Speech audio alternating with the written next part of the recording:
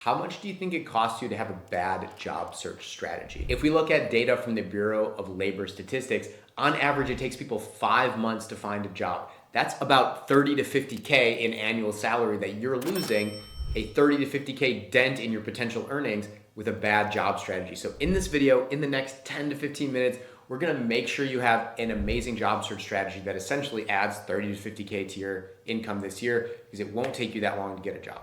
My name's Delaney William. Last year I took my corporate income from 80K to 390K by getting really good at hacking the job search process, stacking 3 remote jobs on top of each other, and this year pivoting to helping over 40 corporate professionals land remote jobs. And in this video, I'm gonna show you the top 5 mistakes people make in their job search that completely sabotage their chances of booking a lot of interviews and landing a great remote role. So if you wanna not only land an amazing remote job in the short term, but over the next 10 to 20 years, not only survive, but thrive the AI transformation, the way that the business landscape is gonna completely shift, make sure to like and subscribe to this channel, because every week we drop a new video helping you crush your income goals and financial plan for your life. Okay, let's get into it. What are the top 5 mistakes people make in their job search process? The number 1 mistake people make is generalizing their experience. Because the job market is so hyper competitive, anytime you apply to a job, there are at least 300 other people who applied, at minimum, likely 500 or more people that applied. Because it's so hyper competitive, and because there's an algorithm that is scanning your resume and comparing it to the job posting,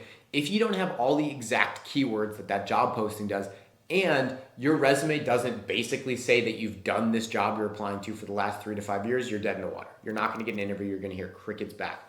It's extremely important to hyper focus your resume.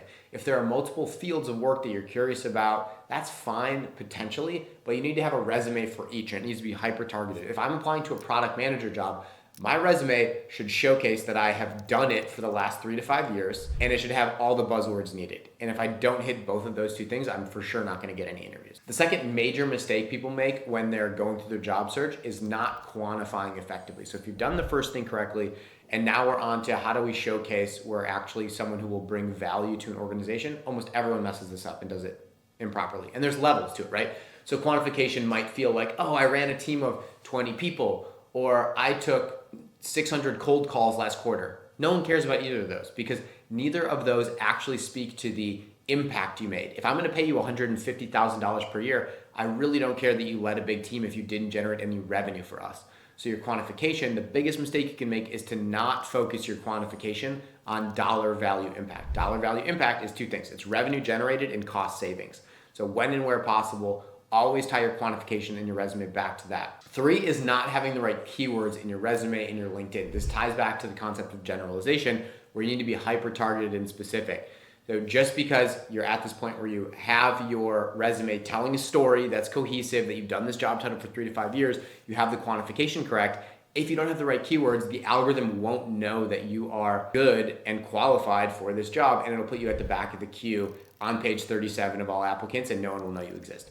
So the way you combat that is figuring out what keywords need to go in your resume for that job title. One of the best ways to do that, simple, easy way, is to just go look at a bunch of job postings for your field of work and pull out all the keywords in those job postings and make sure they're in your resume. There are more advanced strategies on how you can do that. And if you feel like you need a lot of help with your resume, we do have for the YouTube audience specifically, because you guys are the homies, we have access to our AI Resume Accelerator course for free down below in the description. We make everyone else pay for it, but you guys get special free access. So grab access to that and go through that process to use AI to optimize the keywords in your resume. Now you may be sitting here like, cool, this sounds great, but does it actually work? I want to show you guys 2 success stories of recent clients that we put through this exact same process. So Matt here just landed a 100K base plus commission sales role remotely after just a few months, and Nicole landed an epic 6-figure job as a marketing manager. Now, what are the last 2 big mistakes that are gonna sabotage your job search? Number 4 is having a non-SEO optimized LinkedIn. You can think of LinkedIn as a blog website in many ways, because that algorithm, when you apply to a job on LinkedIn, is going to assess all the content, just like we talked about for resume, and it's essentially gonna give you a score that determines if you show up at the beginning or the end of the list. Same exact concept. But what most people fail to do is understand that the more content you have, the more you write and take advantage of every section on LinkedIn, the more the algorithm has to work with to know you're a qualified candidate. So having a ton of skills, having a really thorough about me section, writing really thoroughly about each job experience that you've had in your career, using the headline section to make sure it's at least 3 lines of buzzwords and keywords, having a really professional profile picture, having a professional cover photo, having a good amount of content that you posted recently. LinkedIn wants to encourage people to use their platform more. So if you've been posting recently, that will affect your odds in the algorithm. And last but not least is not enough job volume. You can do all the first 4 things correctly, but if you're not getting enough job applications out there, you will not book that many interviews because it's so hyper competitive. Even the best candidates will get an interview maybe 1 out of every 100 jobs they apply to because it's so competitive. So what you need to do is figure out a way to apply to at least several hundred jobs per month, if not thousands. So the rule of 100 is if I apply to 100 jobs, I'll get 1 interview.